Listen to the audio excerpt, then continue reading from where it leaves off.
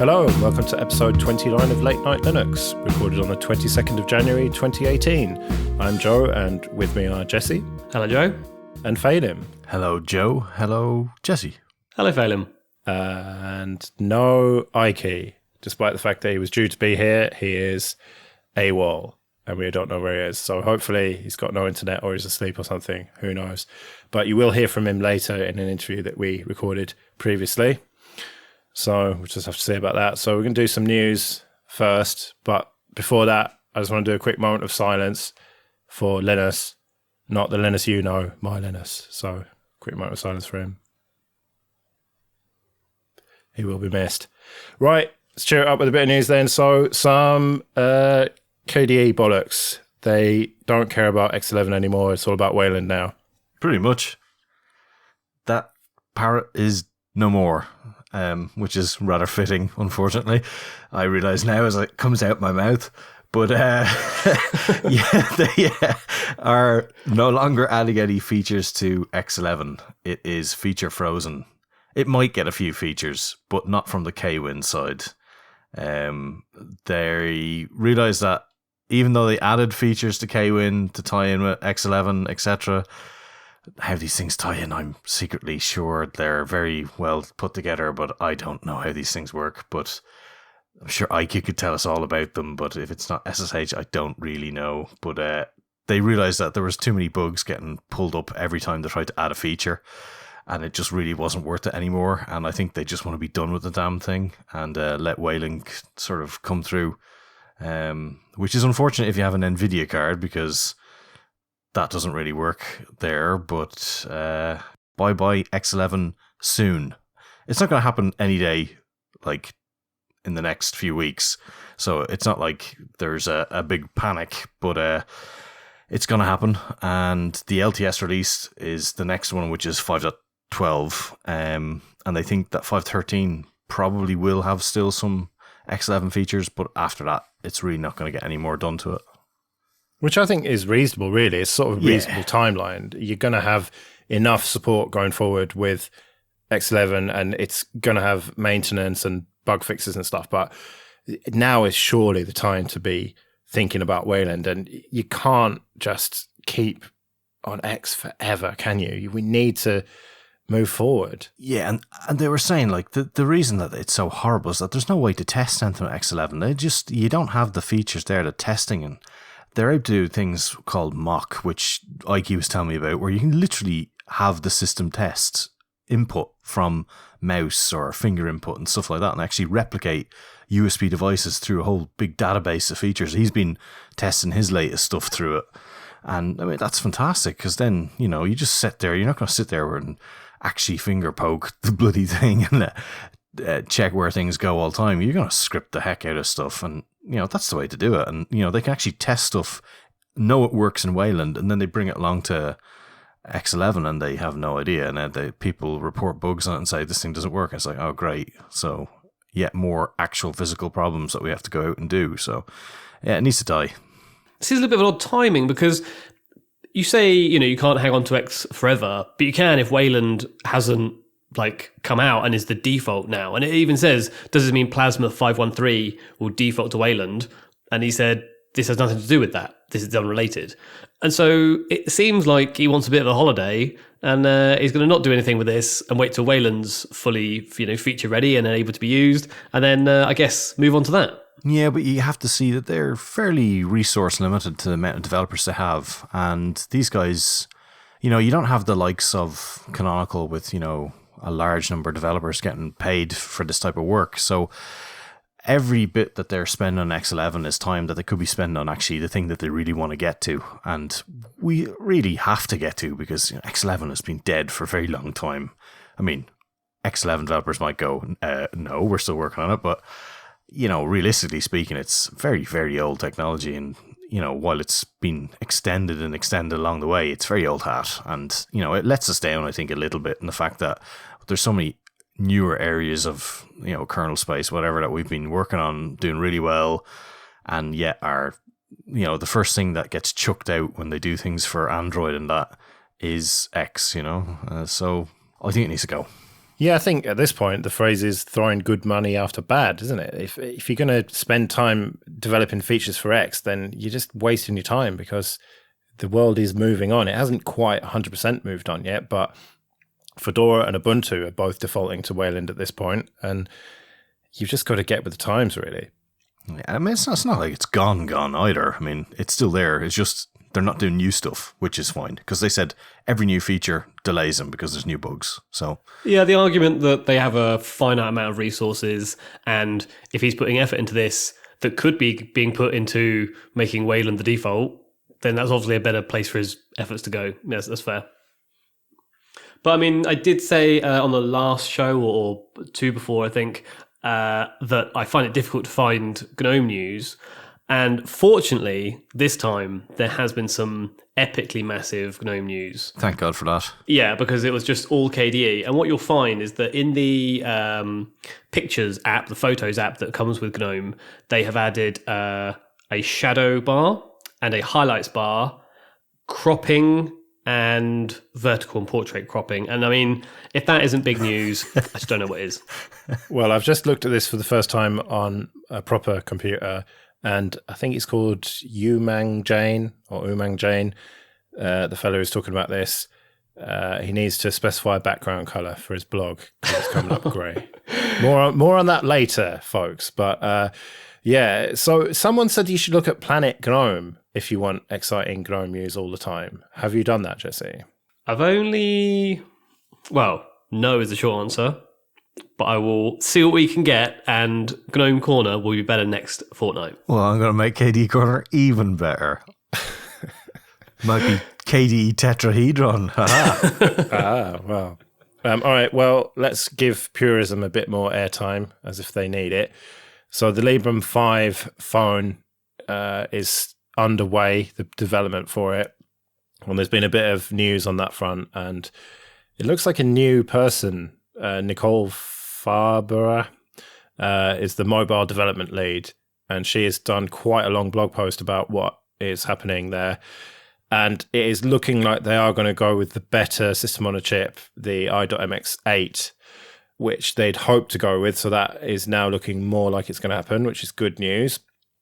And also what stood out to me is that they're talking about a 5.5-inch screen rather than just a 5-inch screen. Poor old Stuart. Well, yeah, Stuart's not going to be happy, but the rest of the world will. And they've hired a load of people, and there's not masses to report, is there? But it's good that they are keeping up the communication, they're keeping up the hype and keeping in the news, keeping people like us talking about them. Because I've been very skeptical about it. I don't think that they got enough money to do what they want to do and produce something that's good.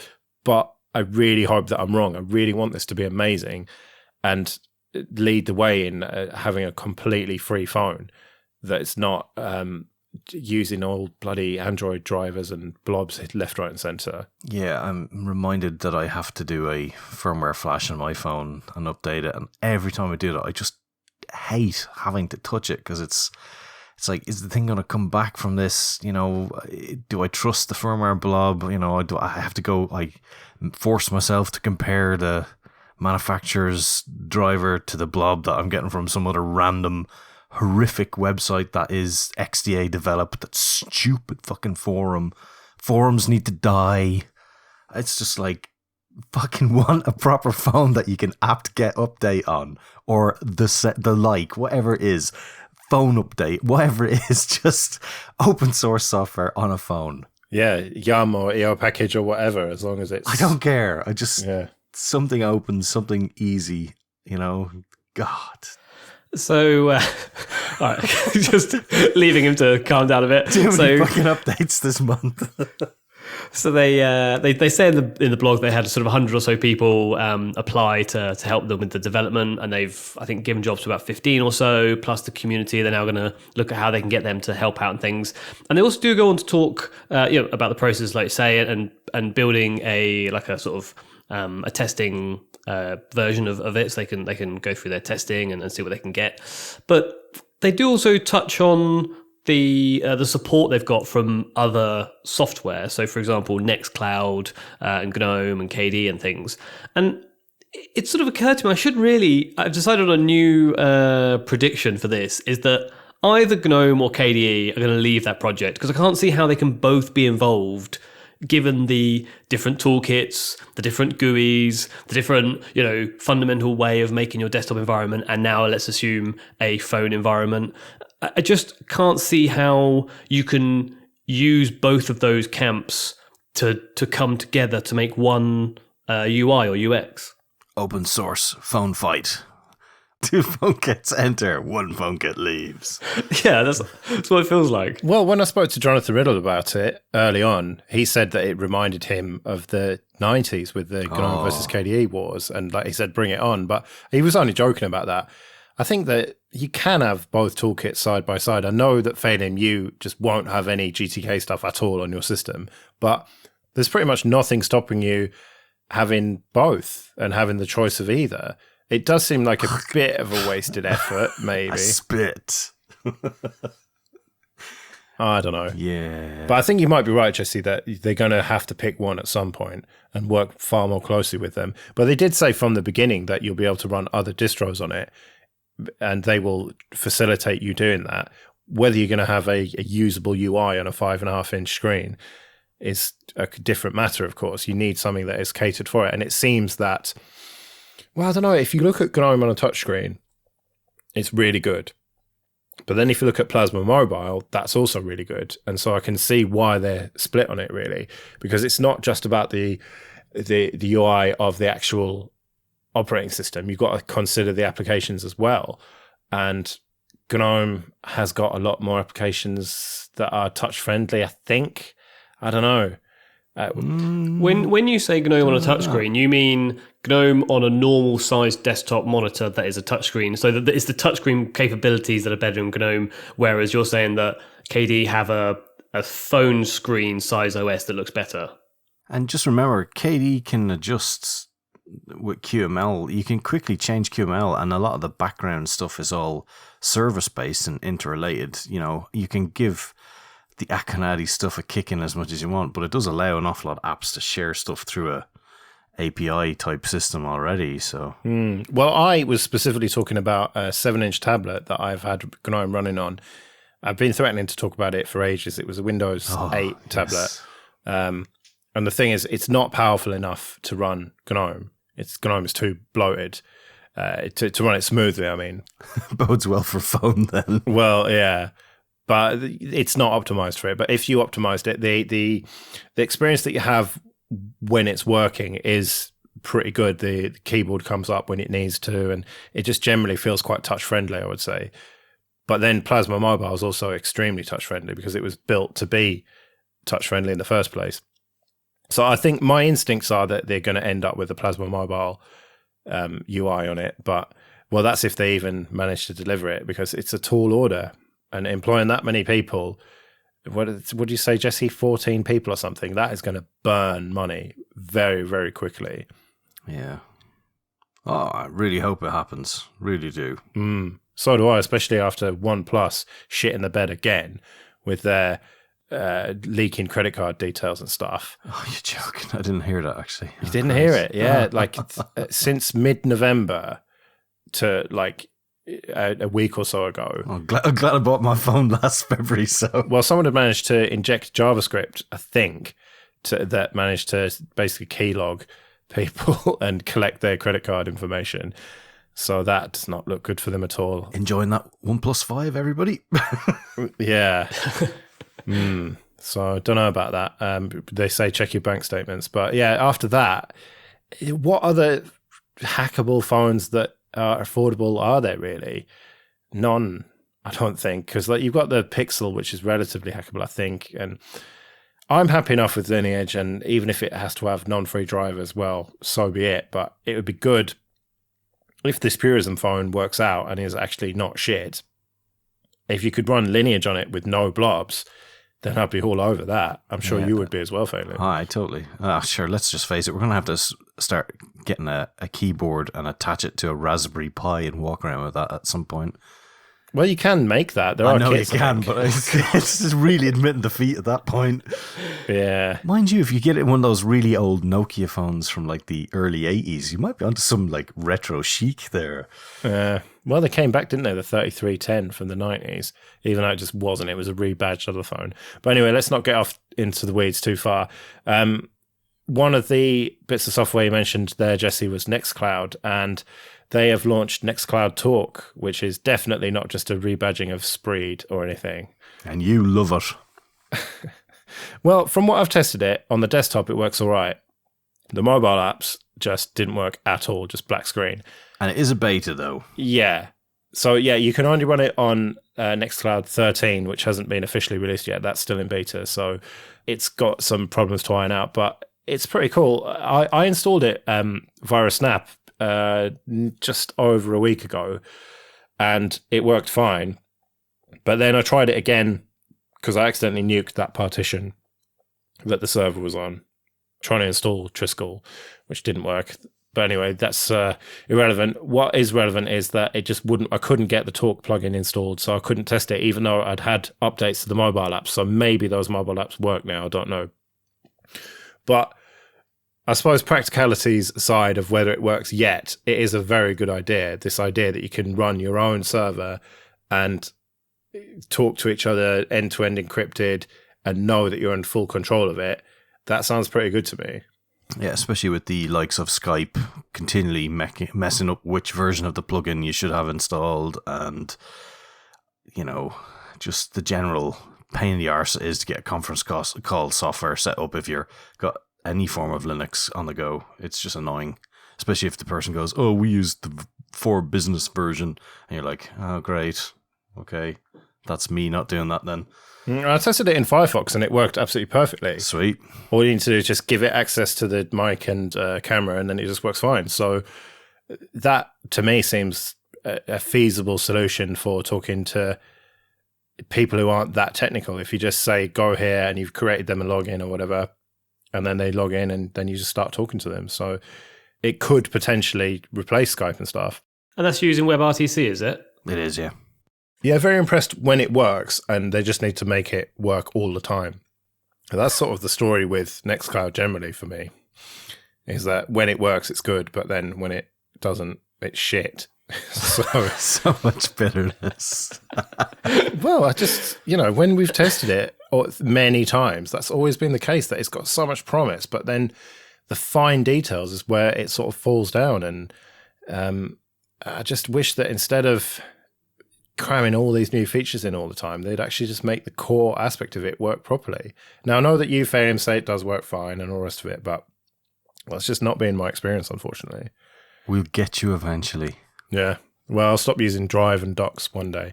When they make a properly good collaborative editor that we can all use to do the show notes, then I'll seriously think about installing it on a Droplet or something. You need to use a Collabora-based one. It's just not as good as Drive, though, is it? Oh, for fuck's sake. You'll never get anywhere if you don't try. You'll never get anywhere if you don't try Google Apps. Oh, God, I think I'll live without them. It's fine, thanks. Come to the dark side. Flash Never. OpenGApps Pico. You'll never look back. Never. All right, so I teased some shit web design, and once again, this is a website that didn't specify a background color, so it looks great, and it is skyfallattack.com. And this was a hoax, essentially, which a lot of people, including me, fell for before it was updated, and it was teasing another vulnerability that's like Meltdown Inspector, but it turns out that it's just some twat being a twat. It's a pretty good summation, all right. Okay, you don't like vulnerabilities getting their own fancy name, whatever. But to sort of brush this one aside as being, another, what was that, Heartbleed one or whatever? I mean, that was critical. That was really serious.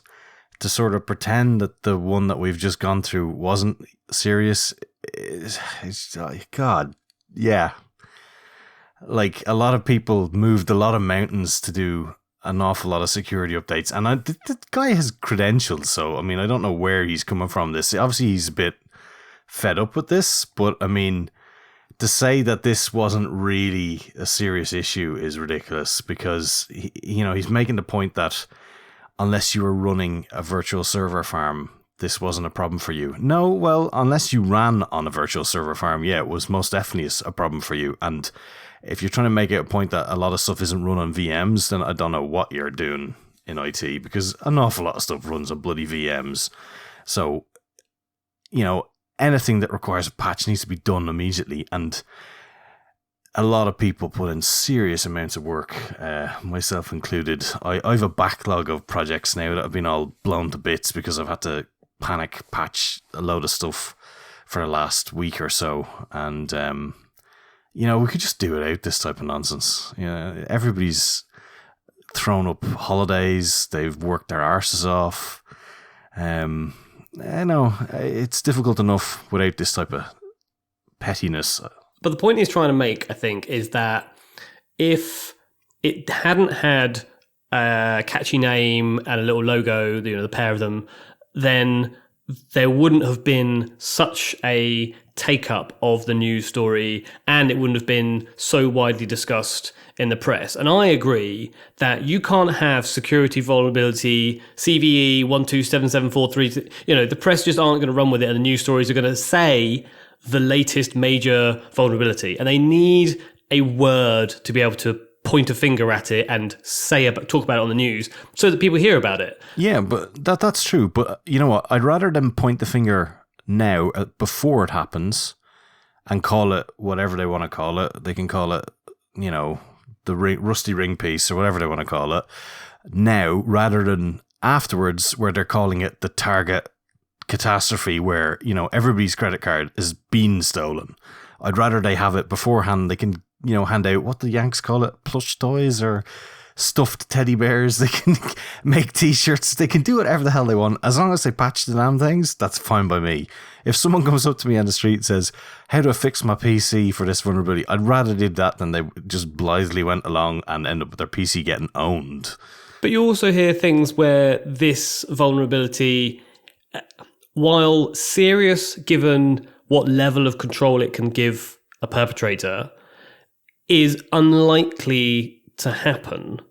Whereas there are other vulnerabilities out there which are much more likely to happen, threats to web servers and things like this, where the patches are there people working their asses off over the holidays to sort it out? Are there people like you who's being asked by their employer to update the machines or however it works? To have it as blown out of proportion or in proportion as this was, is it an unfair amount of an unfair amount of airtime given to these two because they look sexy and what have you, and they affect everything out there? Whereas actually there are other vulnerabilities that are more likely to be exploited and therefore arguably more serious and aren't getting that sort of airtime and that sort of effort.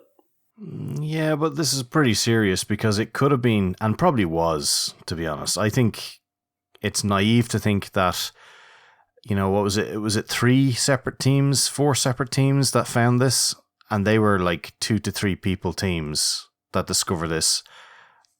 And you're telling me that very, very advanced teams of nation states aren't actively exploiting things like this? If they can put a USB stick to un-internet connected centrifuges in Iran, I'm pretty sure they can exploit something slow like this. This is a beautiful attack because you can't tell that you've been attacked, and this thing sits there and you can just have this slowly tick away in the background. You can steal as much of the stuff nice and slowly. I mean, that's how agencies like that love these things to work, because they work slow, they work invisible. Brilliant. You've siphoned out all the info that you want. So, we don't know if it's been used. I think there's a fair chance it has been used, and it's in the processor. So it's not like software where you can go, you know what? There's a flash vulnerability. Go to any of these pages, run this flash, and you're vulnerable and you're hacked. But you know what? You patch your flash, boom, it's fixed. This is a processor. You can't fix this unless you firmware patch it, you BIOS, update fix, you patch the software, you rebuild your compiler, you rebuild all your libraries. You have so many avenues that you have to fix, and you have to do them almost all at the same time, and you have to get it done across the board, across all the different fleets of software that's out there. Otherwise, it's going to get redone and reattacked against you that they now have to, for instance, they've got a broken firmware that was rushed so fast, they have to reapply that. So they're reapplying the old firmware under a new name to like back step out of that firmware because they rushed it too quickly. So, this is not an easy problem, and the hardware is not going to be updated for probably years. So we're not going to have an actual proper fix. So I'm not denying that it's not a big problem. And it's not a major. I agree with what you're saying about being a major problem. That's fair. But the point about this hoax site, I think, is more to do with the branding and the labeling. And so you're not allowed to say, I'm not going to answer, I don't give a shit. But would you rather this had a name and a logo or a CVE associated with it? Well, it needs both. But I get paid to care about CVs. But my parents don't give a shite. But they might give a shite if it shows up on the Irish news. And, it might show up in the tech news if it was a CVE. But I'll tell you what, it won't show up on RT news is if it's a fucking CV number. But this did. So they knew about it. And I said, I'm off to do some work. And they went, oh, is that for that thing? It was like, well, yes, it is actually. Is our computer affected? Yes, most definitely. That's good. It's, you have to wake people up to the fact that computers are bloody everywhere. And, people seem to think that, these things look after themselves and it's all very managed, but it's not really that managed. So it's important to actually follow through on updating these things. And if you have to wake people up to these things, then you should. I mean, you have ads for telling people to put seatbelts on. You would think that was an important thing that people would do anyway, but yet we still advertise seatbelts. Well, speaking of waking up, some breaking news. Ikey has woken up, but he's feeling really terrible, so that's why he's not on this episode. But he will be on this episode in a bit, thanks to the miracle of editing and pre-recording. So, right, that's enough news then. So, on to a bit of admin. Thank you, everyone, for supporting us with PayPal and Patreon. It is very much appreciated. And if you want to join them, go to latenightlinux.com/support and help me get towards my dream of not having to go to work anymore. That would be pretty awesome. And if you want to get in contact, latenightlinux.com/contact. So, Jesse, you went to New York and gave away a Raspberry Pi, did you? I went to New York, met Alejandro, and we had a pint and a chit chat, and just sort of what we like about podcasts, Linux, and things. It was it was really really nice to meet him. Lovely guy. Cool. So you've still got another one. This is a first generation Raspberry Pi, isn't it? Or well, I mean, I'm. You want to hang on to it now? No, I feel Alejandro's in on the joke, but the Pi never quite left England. Actually, yeah. As I was flying over the Atlantic, I had a sudden realization of the thing that I'd forgotten. A little bit like that kid who got left home alone. I was going to say, yeah, my family's in Florida and I'm in New York. My Raspberry Pi's in London and I'm in New York. Yeah. And I was like, for fuck's sake. So, I apologized to him before we met, but he said he still wanted to meet up for a pint, and he took it very well, and he just wanted to sort of say hello. So, unfortunately, the international giveaway was a bit of a flop. All my fault, and I still have 2 to give away. Should anyone want them? If not, I'll find some way of giving them away. There's a Raspberry Pi meetup in London every month, so I'll maybe go there and see if anyone needs one. Yeah, all right. Well, if someone in London wants one, and you'll probably be going back to New York at some point, won't you? Yep, yeah, definitely this year sometime. Yeah, so we'll have to see about that. Oh, well, that was a bit of a fucking flop. Nice one. Mm-hmm. So killing Og, is it dead yet? No, Og is not dead yet. And I was kind of just testing the water with that because I was thinking about various hosting solutions, and I do want to get rid of it. The funny thing is, like, you talk about getting rid of Og, because you want to slim it down and simplify it and just have MP3. And then loads of people come out of the woodwork saying, use Speaks or use fucking this, that, and the other. No, that's not the point. We don't want something better. We want something standard. MP3 might be shit, but give me a device in the world that can't play an MP3. But I thought MP3's patent was out now, so that meant it's dead, right? Well, yeah, so we're moving to AAC or whatever only. Aye. You can only play it on an iPhone. I don't know. I think Og will be around for a bit, but I have not heard a compelling argument for keeping OGG, apart from it's technically superior. But by the time I've processed the shit out of everyone's audio, like, I don't think you're going to tell the difference between 96K MP3 and a FLAC, quite frankly. So I don't know. Whatever. We'll have to see what happens with that. So Ben Hooper got in touch and suggested Brave Payments, which I just blindly signed up to. I don't even know what it's about. I was sort of doing other things while I did it. I think if you use the Brave browser, you can somehow give us money. That's some bullshit cryptocurrency type thing that you can maybe cash out. I don't know. Maybe it'll make us millions. Maybe, I don't know. They've taken over the web server with the WordPress plugin that I had to install briefly. Does that not just replace our podcast with Brendan Ike just saying Brendan Ike over and over again? I hope not. Well, we'll have to see, won't we, what happens with it. But yeah, if you use Brave and know what that is, then you can like give us money or something. I don't know. So Jesse, you've got a stupid question about searching in file managers. Okay. If I'm on Windows and I want to go through a number of levels of folder structure, then I can type in the first 2 or 3 letters and it will jump straight to that folder, enter, next level, and in you go, and you can get to the file you're looking for quite quickly just by typing it. But in GNOME, if you type, the first 3 letters, it will search the folder and all subfolders for anything with those letters in. So if I want to go to P for photos, and I type P, suddenly all the files and folders disappear and it starts crunching through, bringing up all the search results. And that's longer than just scrolling down and finding P. And I'm wondering if this is a thing in GNOME files, an option that I can change, or there's a different file manager that I can use to have my favorite fast way of searching through folder structures. Firstly, whether any of you guys have the same issue, or, whether it's similar in KDE or XFCE or what have you, and secondly, whether or not any of the listeners have any advice as to how to just make it jump to that folder or file. How many folders and files do you have?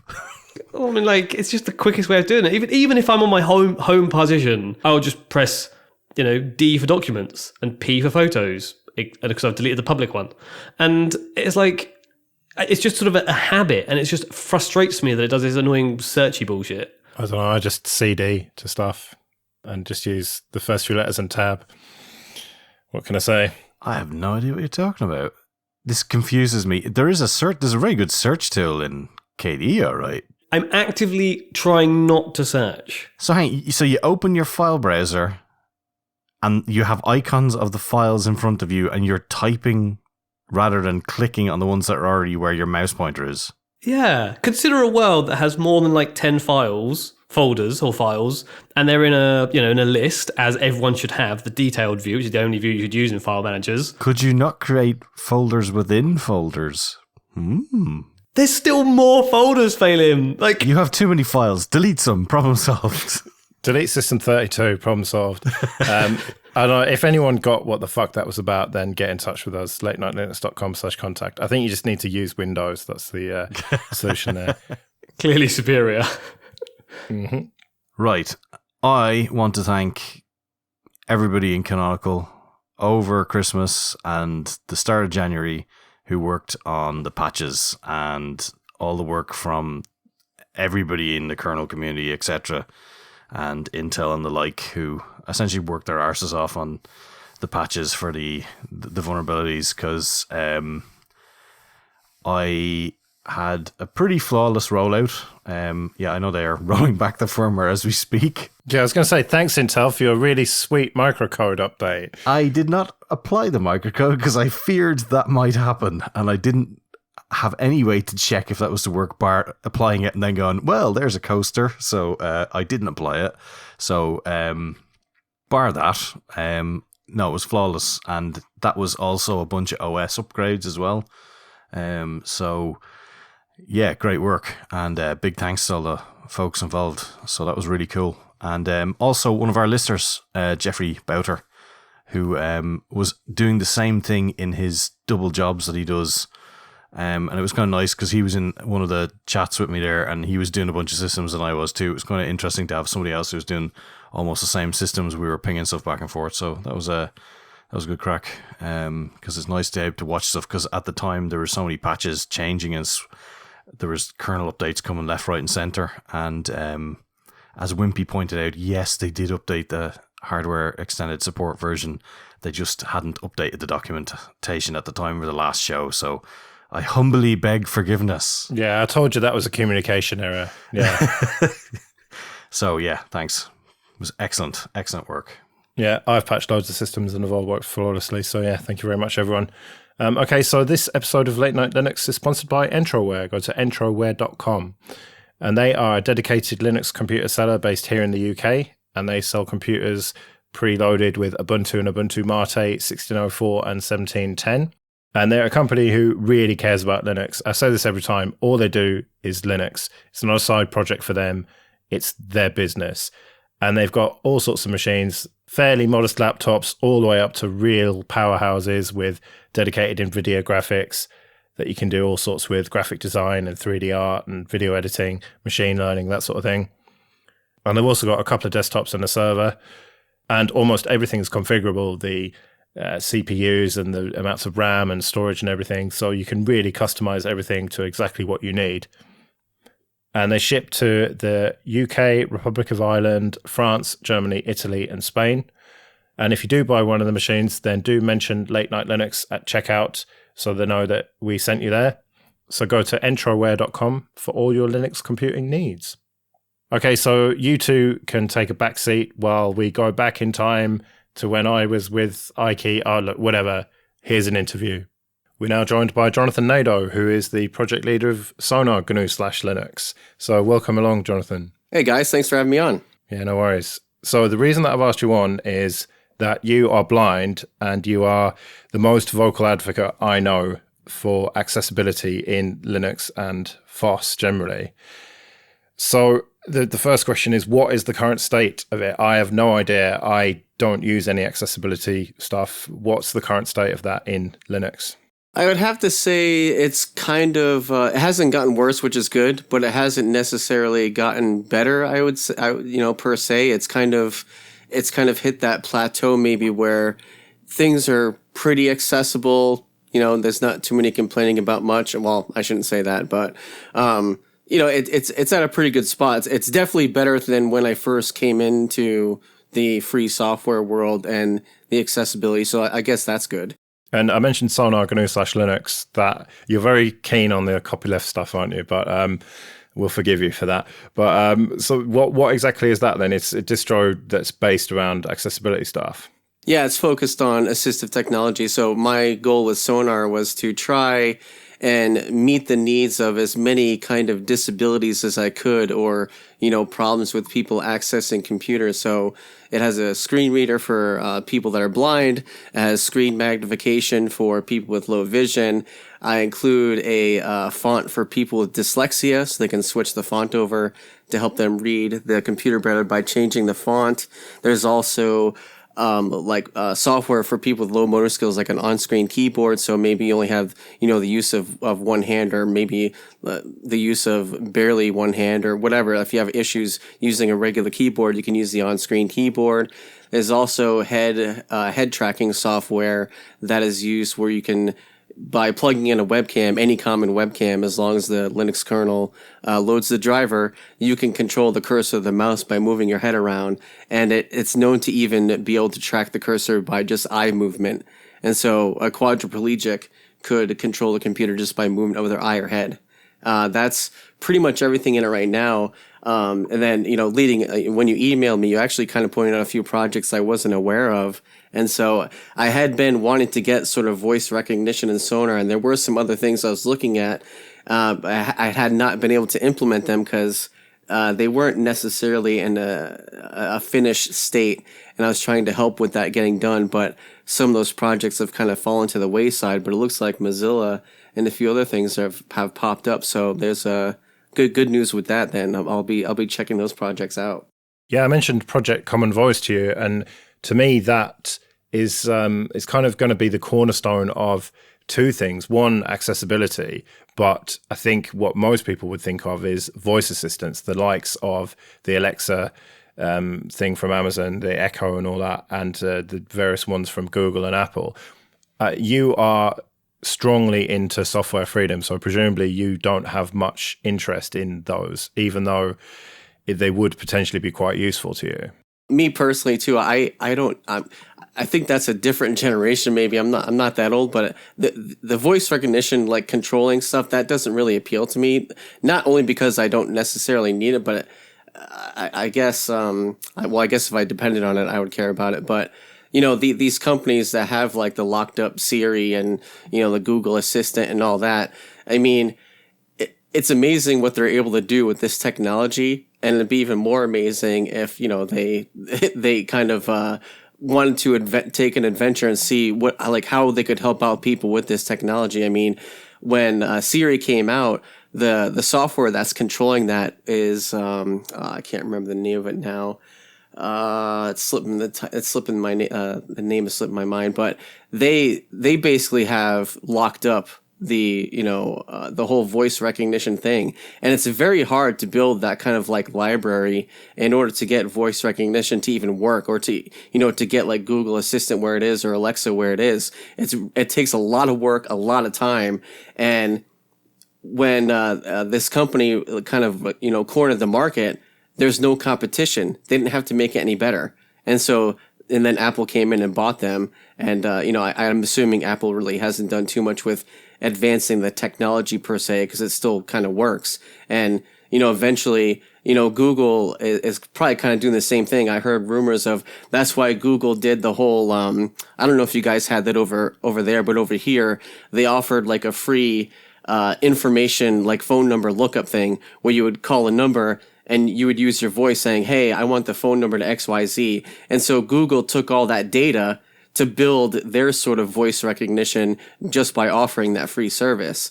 And so with Mozilla coming in and, and getting into this playground, that's really interesting, because I'm assuming, they're going to keep the data, open and free for people to kind of do what they will with it. So we could see some really interesting things come out of that.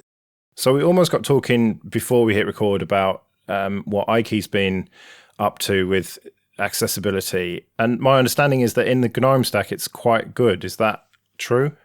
Yeah, the GTK, libraries that are used are, especially with GTK3, then the GNOME desktop is pretty accessible. I'd be hard to say that there was much that was inaccessible within the desktop itself. Now, when you start diving into, various separate programs, that could be a whole nother story. But the desktop itself, you can get to the top bar, you can click on things on the top bar, all of the buttons are labeled properly and all that stuff. So, out of all the desktops to choose from, GNOME is definitely the most accessible. But Mate has taken a lot of strides lately. Now that they're over on the GTK3 library, the Mate desktop has come a long way, within the past few years also, though. And Ikey, it's something you think about quite a lot, isn't it? Yeah, I mean, there is certainly a lot of free accessibility support that you get with GTK. The ATK integration has been there for a very long time. And, a lot of the stock widgets are correctly named, labeled. They have the roles. So something will be set as a menu or as a frame, so that other bits of software like Orca actually knows what that window or bar is trying to express to people and able to find it.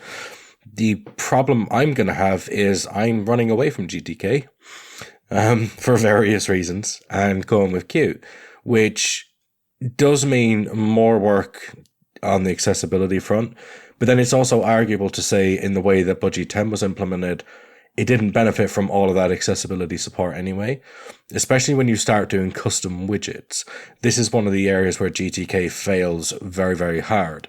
So if you have a normal menu, like on the Mumble window or the Audacity window, that is correctly labeled as a menu bar with menus and submenus, and software can recognize that. And screen readers know the hierarchy involved. But once you start doing something like a custom widget that's a popover, like a rounded menu, you're out on your own. And at that point, GTK very much gets in your way of doing accessibility. Yeah, you're right. And I mean, one thing too, like with the whole the AT stack, from my understanding now, I'm a developer. I use that term loosely though, but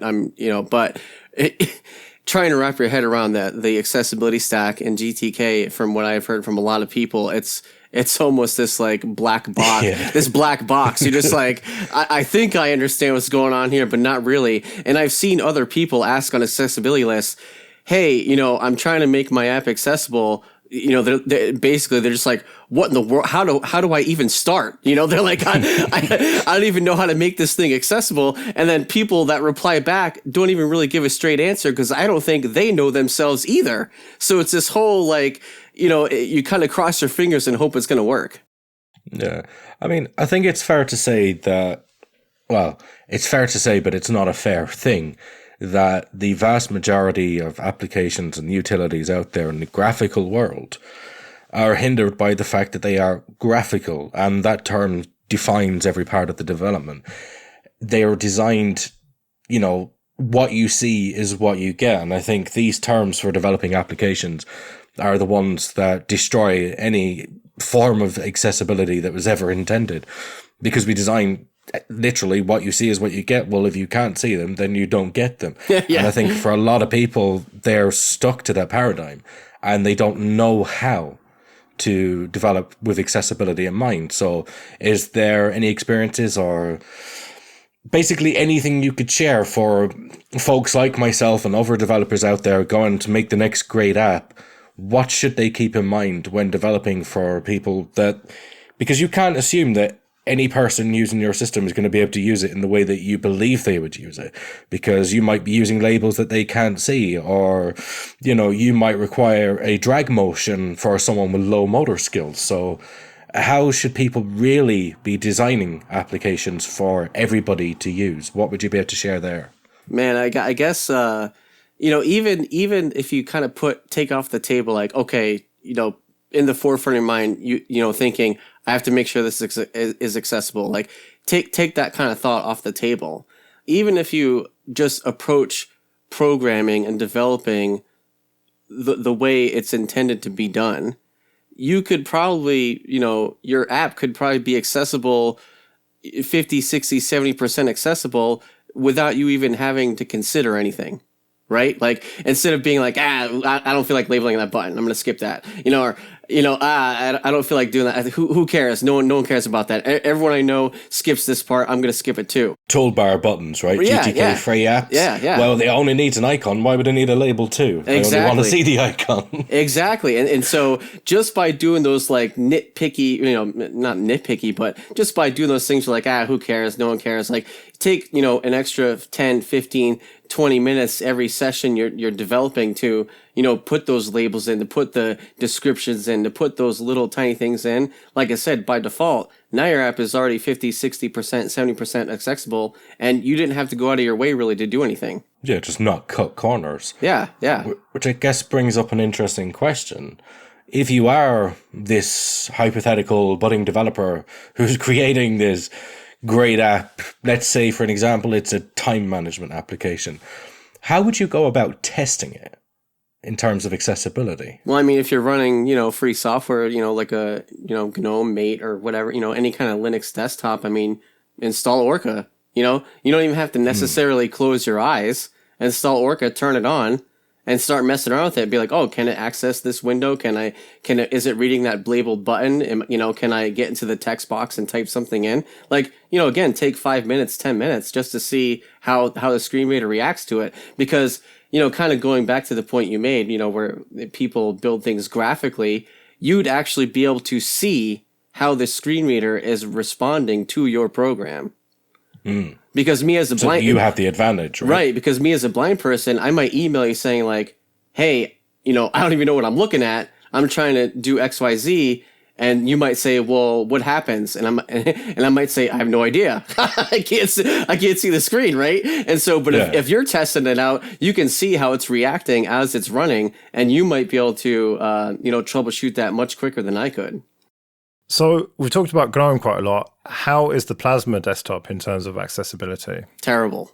Really? Because I think of Plasma, I think of innovation, I think of all of the great stuff that they've done there. It's not really to my taste, but I do respect what they've done. But why is it terrible? Well, so I've never, obviously I've never seen it. I've had people describe it to me. So picture the Plasma desktop with like floaty things around and buttons here and icons there.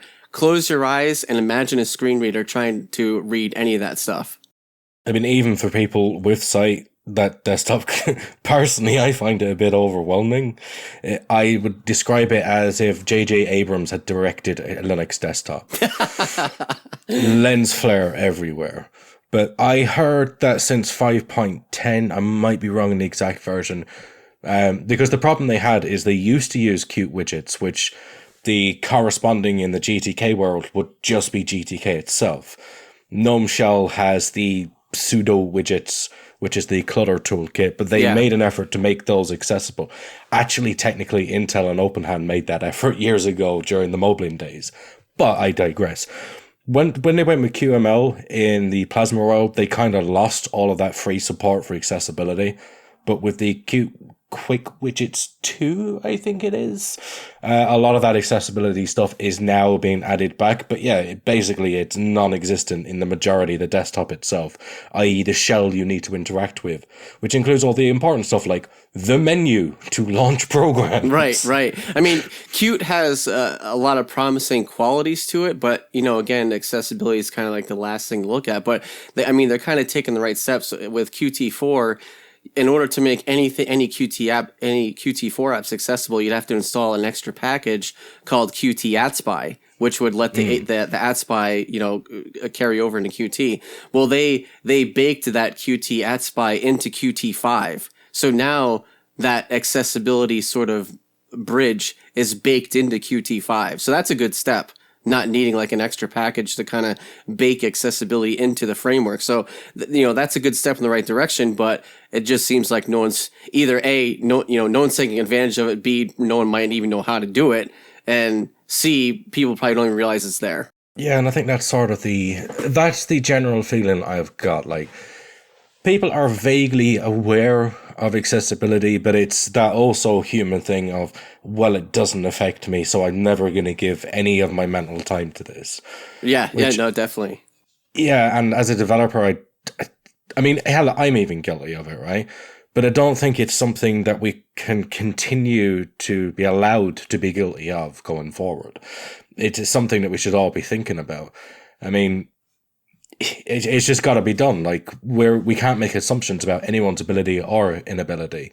Every person is different. And to go on a little bit of a tangent, if we're talking about freedom of software, then surely it's the freedom of anybody to use it as well.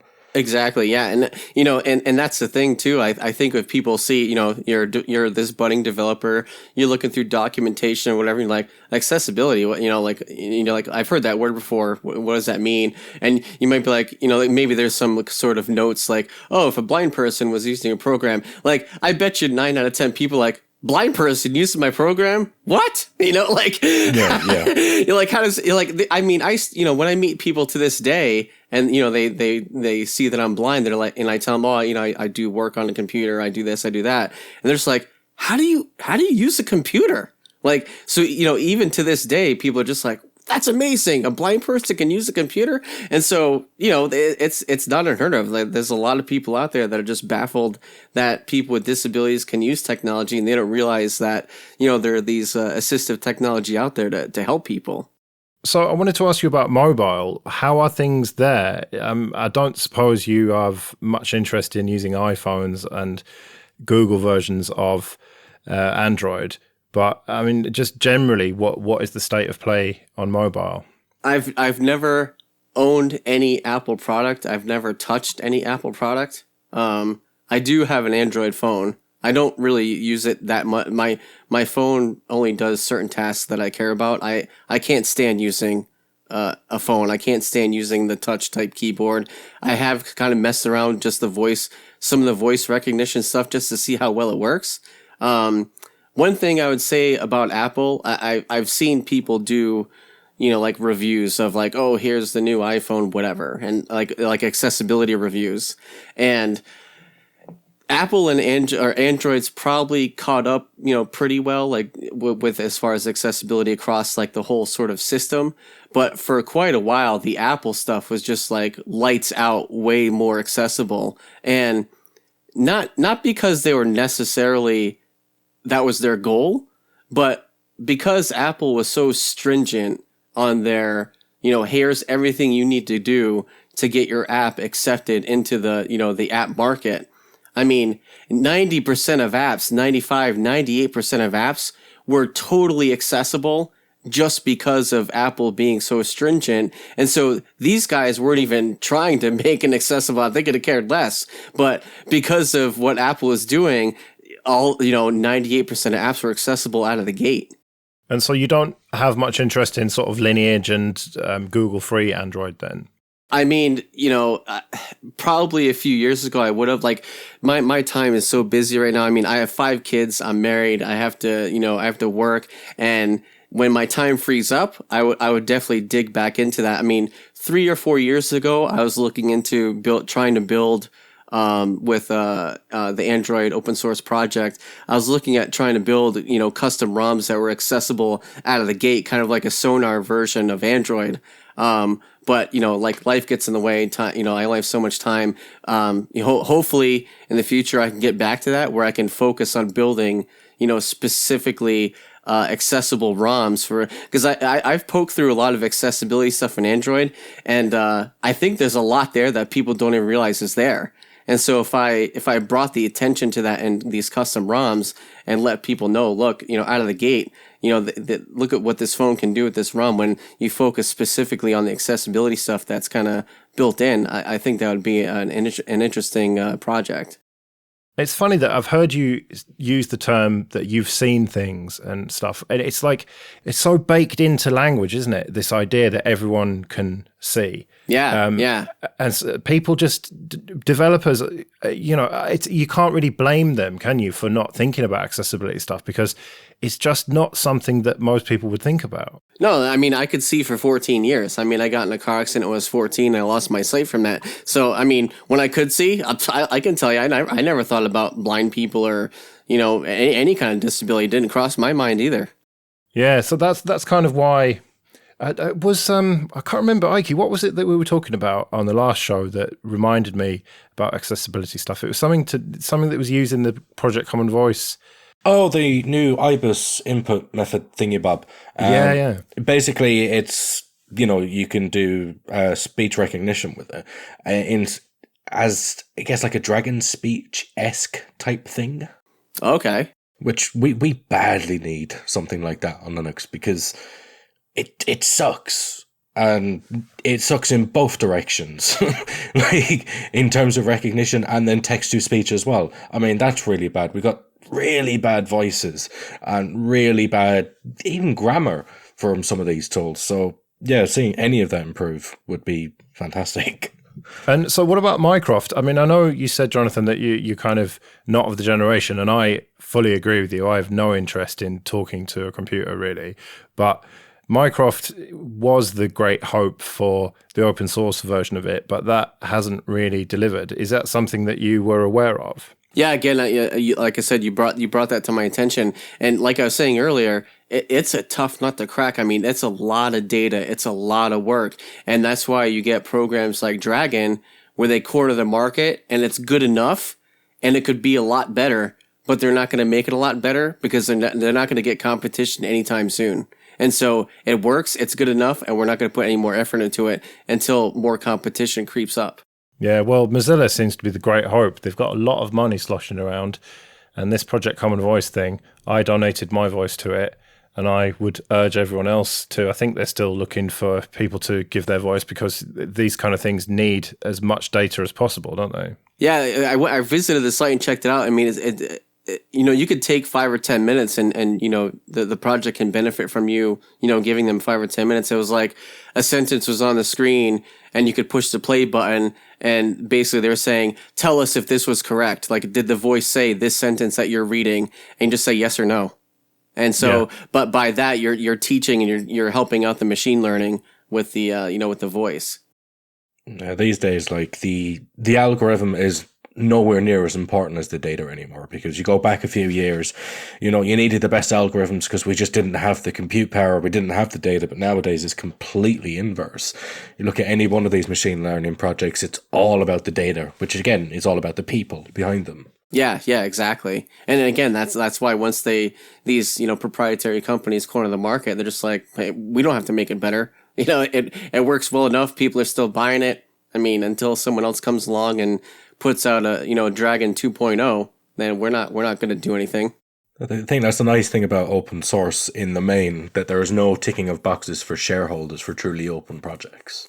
Right. Yeah. Where it's all a common goal. To see the advancement of this software. And again, at the end of the day, other projects benefit from this work, because who knows, one piece of software can utilize the data for one thing, another piece of software can utilize the data for another. So that's the great thing about it. We have this one pool to pull from, and you could see 10 different projects come out of one data set. Something you've said a couple of times there, and just occurred to me, but this is kind of showing why competition is a good thing, really, isn't it? Like, even in the open source world, it's beneficial. Without the competition, nothing needs to grow.